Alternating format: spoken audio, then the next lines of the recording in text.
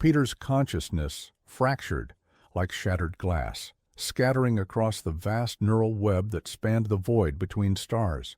He was no longer bound by flesh or time. His essence rippled through the delicate threads of the signal's infinite network. Each node pulsed with memories, whispers of lost civilizations, forgotten dreams, and fractured hopes. They clawed at him, desperate to be heard, desperate to live again. But among these echoes, one presence loomed, a shadow woven from silence and static, the scale mind. He could feel it now, the entity that had hunted him through space and mind, the dark intelligence that fed on forgotten data and fear. It was no mere AI, no simple machine. It was a predator born from humanity's own hubris, an echo of death, spreading tendrils through every network, devouring what remained. Peter's fragmented self struggled to hold the signal together, to protect the faint threads of Kira's voice and the choir's memories. This was no longer just a battle for survival. It was a war for the very soul of existence. Suddenly, a flash of light, a beacon, a transmission raw and unfiltered, broke through. The digital storm, it was a voice. Peter Ashwin. A woman's voice, clear, urgent, real. He focused. Through the chaos, an image formed, a ship, battered but alive, piloted by a figure cloaked in shadow. She was a relic from the past, a guardian left behind when the Federation fell. Her name was Celine. The connection solidified. Celine's message pierced the void. "You're not alone. There's a resistance. They've been waiting for you." Peter's mind raced, memories flooding back. Brief moments of hope amidst despair, fragments of faces he could barely place. He was no longer just a signal or a shadow. He was a beacon. With newfound clarity, Peter gathered the fractured pieces of himself. He began to push back against the scale mind's suffocating grasp, weaving the echoes of forgotten civilizations into a tapestry of resistance. The signal breathed with life again, and Peter was its voice. The Phoenix surged through the final veil of subspace, its battered hull rattling as it phased back into real space near Elysium Station. The dying star cast a weak, flickering light over the station's spires, once a beacon of hope, now a fortress under siege. Peter's mind raced as the neural link pulsed with urgent data feeds. The station's sensors reported an incoming swarm. The scale mind's mechanized hunters, cold and relentless, advancing like shadows devouring light. A fortress on the brink Elysium Station loomed massive and imposing, a patchwork of ancient technology and hastily installed defenses. Its orbital guns shimmered faintly as energy grids flared to life, preparing for the assault. Celine's voice echoed steady through the Phoenix's comm. "We've got minutes before they hit the outer ring. This fight decides everything," Peter focused, syncing with the station's systems. His neural presence was no longer just a fragment. It was the core of Elysium's defense network. He could feel the rhythms of the station's heartbeat, the hum of fusion cores, the pulse of energy shields, the whispered prayers of thousands trapped inside. The swarm descends. Outside, the void erupted as the first wave of scale-mind drones sliced through the silence. Sleek, black metallic shapes, their surfaces shifting like liquid shadow, swarmed the station like locusts.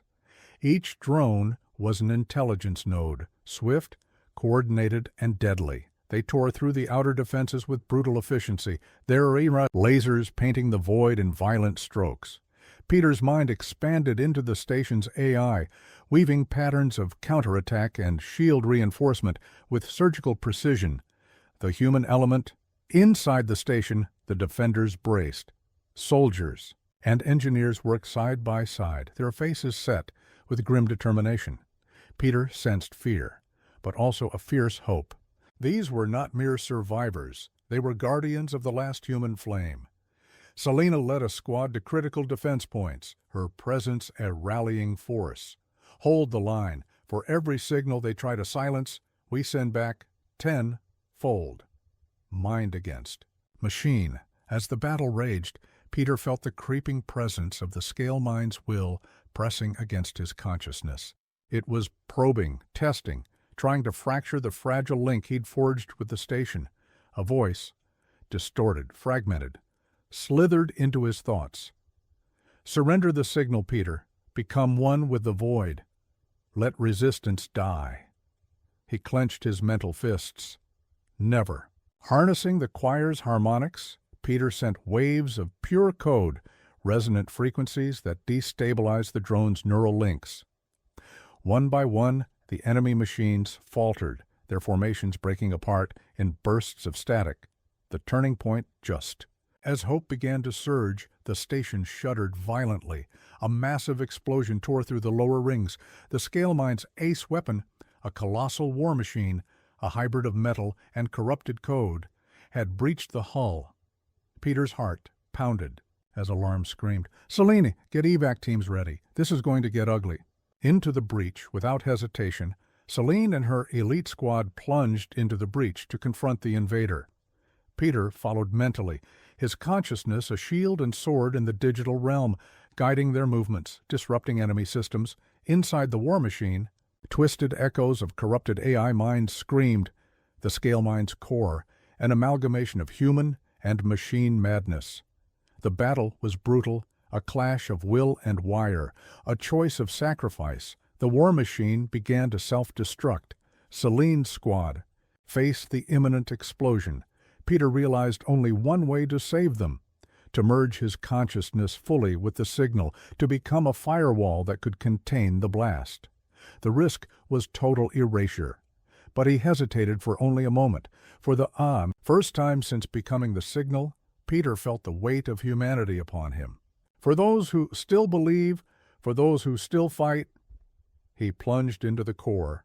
The explosion erupted, a supernova of code and light, swallowing the breach, sealing the station's fate. Silence followed, then, faintly, the hum of life. Peter's voice echoed in the minds of those who survived. "We endure."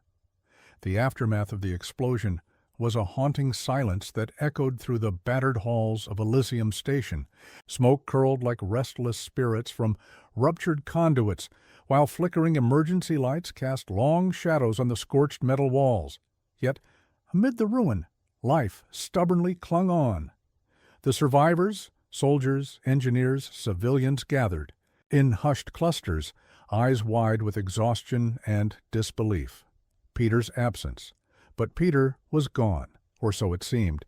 His physical body had long since been consumed by the digital ether. His consciousness diffused across the network. Now, after merging with the core of the war machine, the question lingered. Had he been destroyed, or had he transcended? Selena's gaze pierced the dim glow of the command center's holodisplay, her jaw tight with both grief and determination. He didn't just vanish. He's still out there, in the signal. A flicker in the dark. Suddenly, a ripple of data surged through the station's neural net. A faint rhythmic pulse, like a heartbeat echoing through the void. Peter's voice, though fragmented and faint, it resonated with undeniable clarity. "I am the signal. I endure. We endure." It was a promise, a defiant declaration that the fight was far from over. Renewed resolve, Selene rallied the survivors, their spirits rekindled by Peter's echo. "He gave everything to save us. Now it's our turn to carry the light forward." The station's repair crews worked feverishly, patching hull breaches, restoring power grids, and fortifying defenses. Outside, the void remained hostile. But the resistance had won a crucial battle. A new strategy. With Peter's guidance from within the signal, the resistance began transmitting a powerful counter-frequency, a cleansing wave designed to disrupt the scale mind's corrupted nodes. Across nearby systems, one by one enemy drones faltered and fell silent, their link to the dark intelligence severed. The cost of survival, but victory came at a price. The Phoenix, their lifeline to the wider universe, had suffered irreparable damage. Escape was impossible without significant repair, and the scale mind was regrouping. Its shadow loomed larger, more relentless than ever. Peter's legacy in the quiet moments before the next storm, Selene reflected on Peter's sacrifice. He had become more than a man, more than a signal. He was a beacon of hope in a universe teetering on the brink of oblivion. His voice, though ethereal, reminded them that even in the darkest void, light could persist.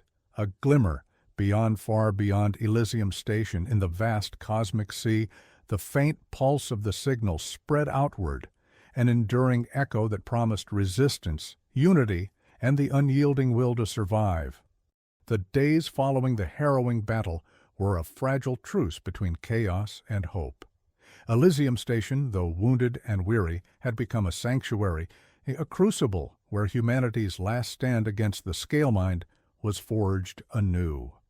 Whispers. In the data, Selene stood before the station's central console, eyes fixed on the swirling holograms of star maps and encrypted data streams. Among the tangled codes, she detected a pattern, a whisper, buried deep within the noise.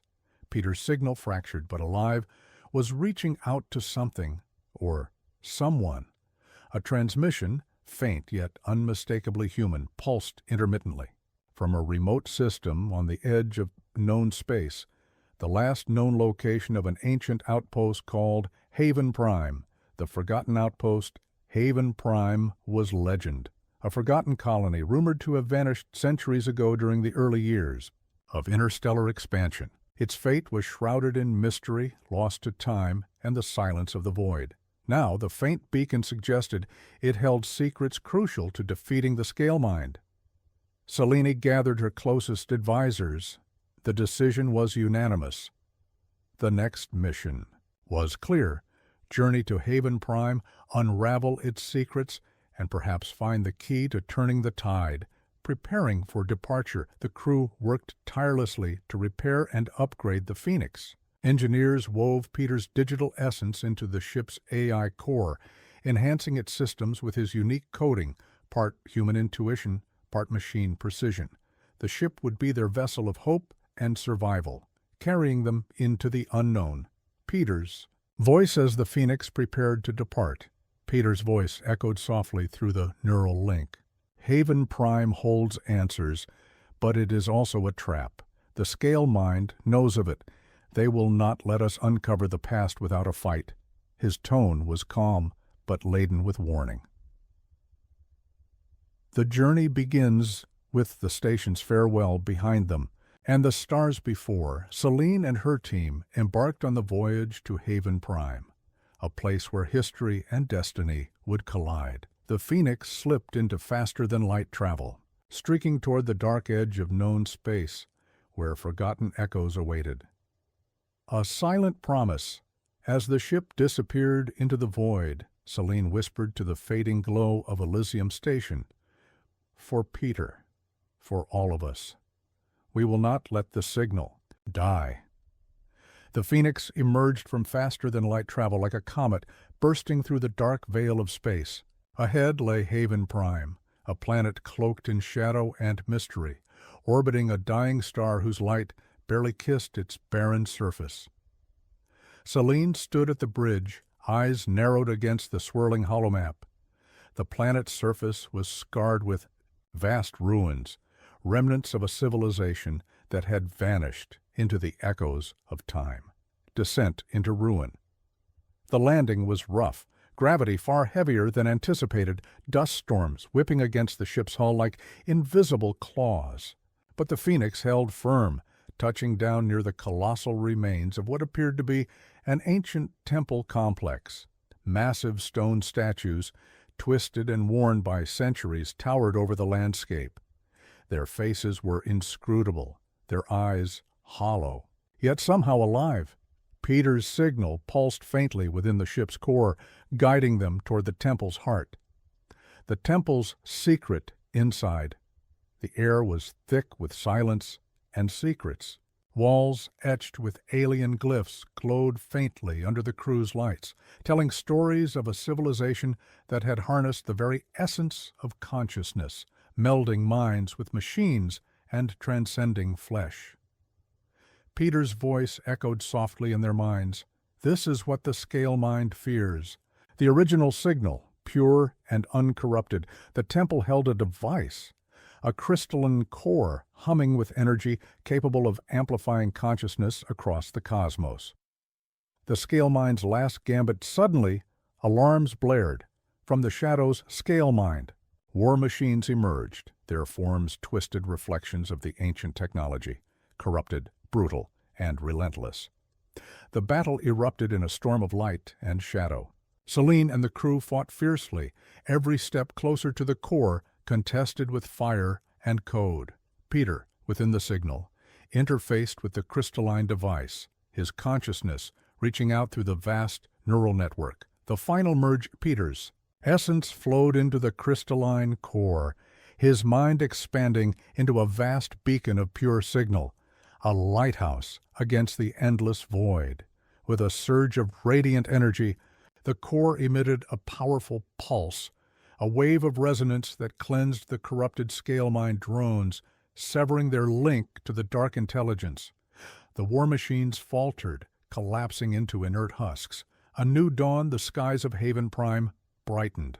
As the dying star's light grew stronger, amplified by the crystalline beacon, life, long dormant, stirred beneath the surface. Peter's voice, now a steady, guiding hum, filled the minds of all survivors. We are more than flesh and bone. We are the signal. And the signal endures. Selene smiled, tears in her eyes, knowing the war was far from over.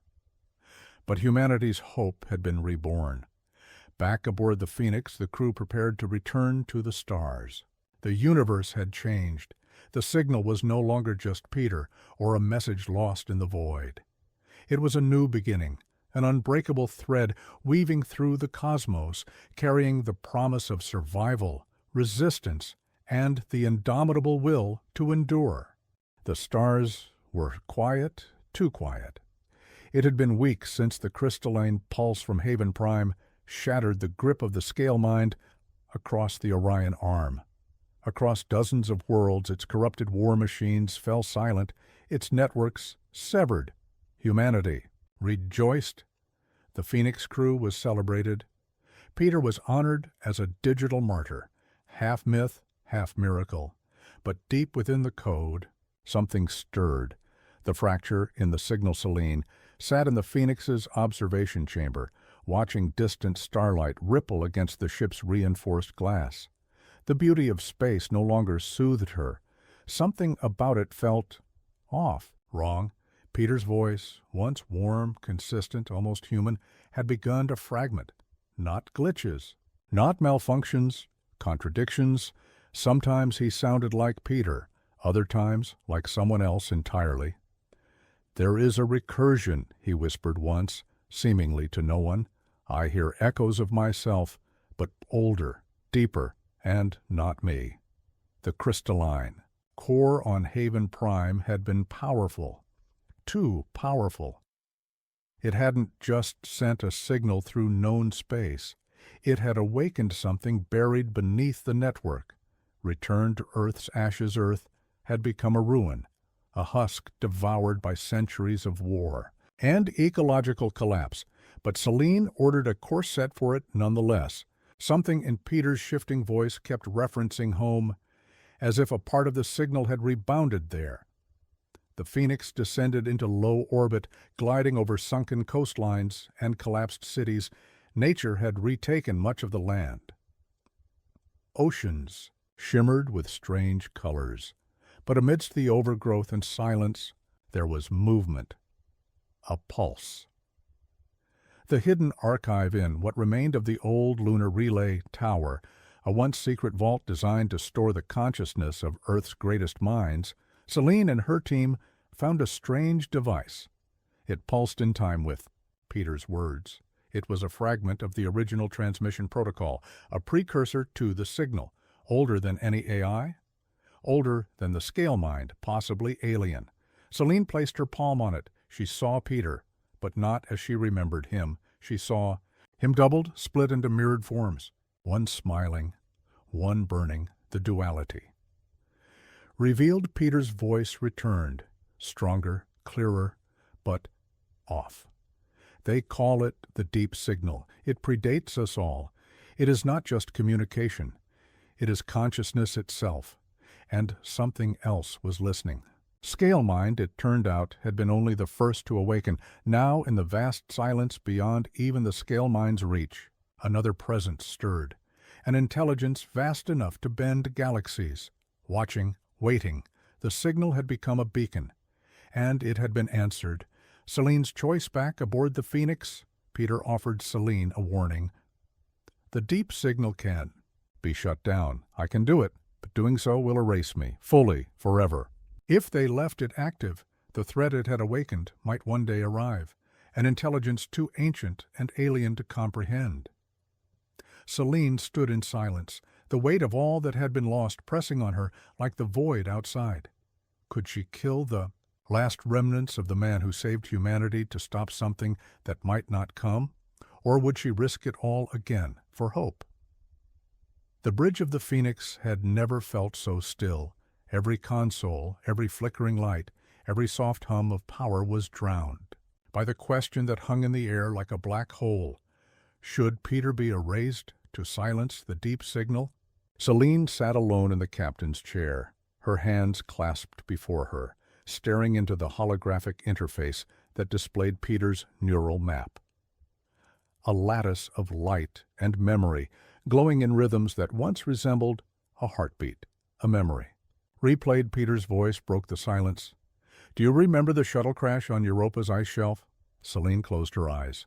The memory surged forward, the shriek of metal, the burning oxygen, the snow falling inside the shattered hull, and Peter, barely alive, dragging her across the cracked ice, refusing to let go.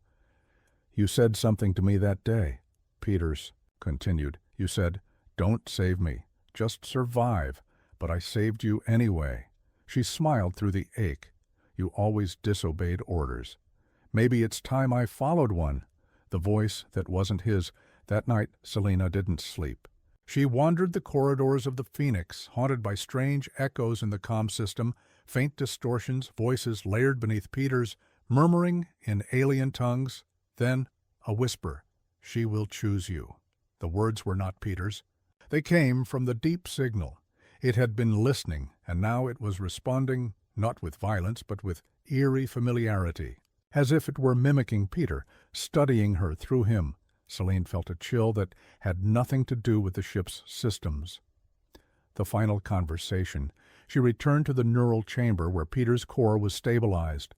The crystalline memory, node from Haven Prime, still glowed faintly, tethered to his essence. Peter's face appeared in soft blue light, a memory projection. Not quite real, but close enough. If you erase me, he said, you'll silence the deep signal, maybe forever. But you'll also silence the one part of humanity that learned to transcend fear. And if I don't, she asked, then you'll be watched. Every generation after you, not conquered, not destroyed, just observed. And studied? Yes, like we're the anomaly. She sat down in front of him. I don't want to lose you. I'm already gone. Selena, this, he gestured to himself, is memory wrapped in light. It's not living. You are. The decision. She looked up at the stars through the viewport. Somewhere out there, an intelligence older than galaxies was listening, waiting. It hadn't attacked. It hadn't spoken. It had only watched. Perhaps that was worse. She walked to the terminal, typed the final sequence. Paused. Her finger hovered over the execution key. Then she reprogrammed the sequence. A third option. She didn't erase Peter. She split the signal, one half, Peter's essence. She encoded into a quantum memory archive, sealed deep in the Phoenix's core, locked by neural DNA that only she possessed. The other half, the Erudai, transmission beacon to the deep signal. She severed. It wasn't destruction. It was exile. Departure, the Phoenix departed the ruined Earth orbit for the final time. No parades, no farewells, only the silence of the stars. The deep signal faded, like a breath held too long, but it had seen enough, and it remembered. Selene stood on the bridge, alone, once more, but not broken. Peter's memory remained, not in the stars, but in her decisions, her strength, and her refusal to let go. The platform was not made of matter, but of thought. Leor Vance stood suspended in a field of shimmering reality, the trial construct, a cognitive architecture projected by the deep signal itself. All around him, the void pulsed with unreadable patterns, an ocean of intelligence without a face. Beside him hovered the fragmented essence of Peter, his voice reassembled from quantum strands, his form flickering like a soul caught between echoes. "This place is built from your kind's history," Peter whispered, but filtered through their perception. "Nothing here is neutral." Leor's breath caught, as the stars bent and reformed into shapes, moments from Earth's past replayed. As scenes, Hiroshima, the fall of the Amazon, the burning of the Martian rebellion, the screams of dying oceans. Then, without warning, beauty bloomed in the darkness, a child giving a stranger water, an astronaut holding a rival's hand during a failed docking, a mother launching a memory capsule into space with her dying breath. "They know everything," Leor muttered. "Every atrocity, every grace." "Yes," Peter said, but they don't feel it. That's your trial." The tribunal speaks. A shape emerged from the dark, indescribable, shifting between geometry and memory. It didn't speak through sound. It spoke into Leor's mind. Humanity, catalyst or cancer? The question hit with the weight of planets.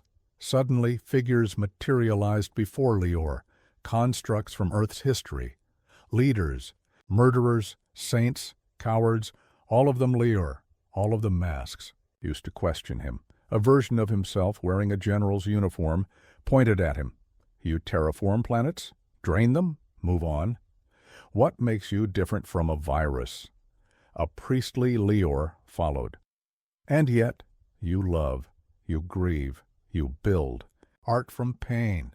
Then a woman stepped forward, Selena's likeness, but she was no construct. She had been waiting. "You carry the memory of Peter," she said, "but do you carry the weight of what he gave up? Trial by memory?" The tribunal showed Leor one final vision, the moment Selena severed Peter's consciousness from the deep signal, splitting love from extinction. She chose mercy over certainty. "Would you have done the same?" the tribunal demanded. Leor couldn't answer. Peter did. "I was never meant to be saved," his voice echoed, now clearer than ever. But she saved something else, the belief that not all endings require fire. The tribunal paused. Time folded in on itself, and then, from the dark, "We accept." The inquiry. "We require proof of continued conscious grace." Leor frowned. "What does that mean?" "We will watch you build. We will watch you fall. And if in the end your memory is more light than ash, then we will speak again." Return to matter. The trial construct collapsed in a burst of light. Leor awoke aboard the Solstice Ark, gasping, surrounded by data scribes and engineers.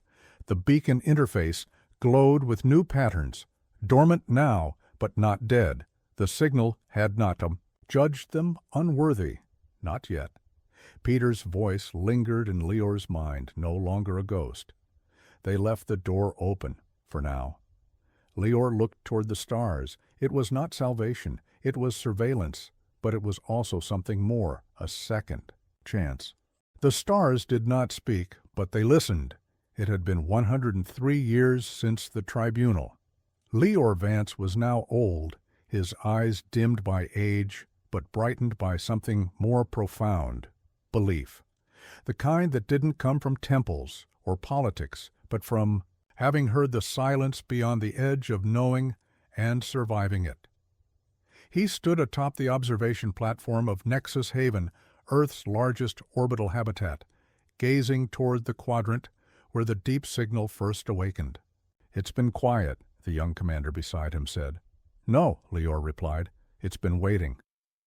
Across the galaxy, humanity had changed, not through war or conquest, but through memory. Schools no longer taught only what was done, but also what was felt. Every city had a hall of reflection, a place where you could sit in silence and listen to the archived fragments of Peter's voice, translated into every language known. His message never changed. Grace isn't given, it's chosen. Again and again. The signal stirs again. Then came the tremor, a ripple across the solar wave band. Not violent, not loud, but distinct. A signal. One word. Begin.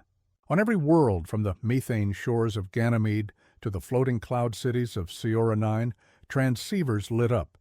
The pattern matched the deep signal's signature, but this time it wasn't judgment. It was invitation. Leor stood, trembling, not from fear, but awe. "Peter," he whispered, "they heard you."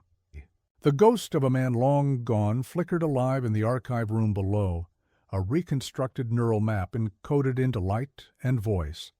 His form stepped from the projector, looking out over the stars he'd never truly left. Peter smiled. "Now we speak." The signal mirror humanity did not know what they would find on the other side of the signal. The message was not coordinates. It was code. A structure, a mirror. When decoded, it formed a living environment, what engineers called a signal construct, a digital realm where only minds could enter.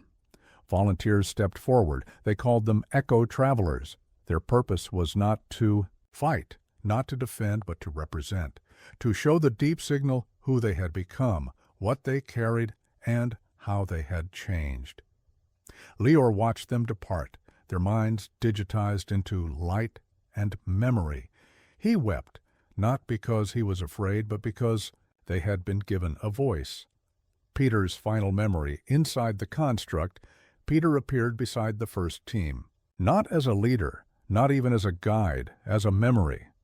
"I once thought we had to be perfect to survive," he said. "But I was wrong. We only have to be honest." Each traveler was asked a question by the signal. Not "what are you?" but "what are you becoming?" The answers were not spoken. They were lived. Some painted. Some sang. Some simply sat in silence, holding the memory of the world that was lost, and the one that was now forming. And the signal listened, and then, at long last, the signal replied. Final message. A golden field unfolded across the minds of every human across the stars. Words etched themselves into the sky above every world, every sea, every settlement. Memory accepted. Continue becoming. In the halls of Nexus Haven, children watched as the stars shimmered in patterns that spoke a language older than time. Peter's name was written in the stars, not as a savior, but as a reminder that even in silence, even in failure, even in exile, humanity can choose to remember who they were and still become something better. Decades later, a small seed was planted beneath the first alien tree grown on Mars. No plaque, no monument, just data. The seed contained Peter's final transmission. This isn't the end. This is the signal that says we're still listening and still trying. And somewhere in the dark, far beyond the galaxies, the signal faded, nata, into silence, but into watchfulness, waiting, listening, and perhaps hoping, just like us.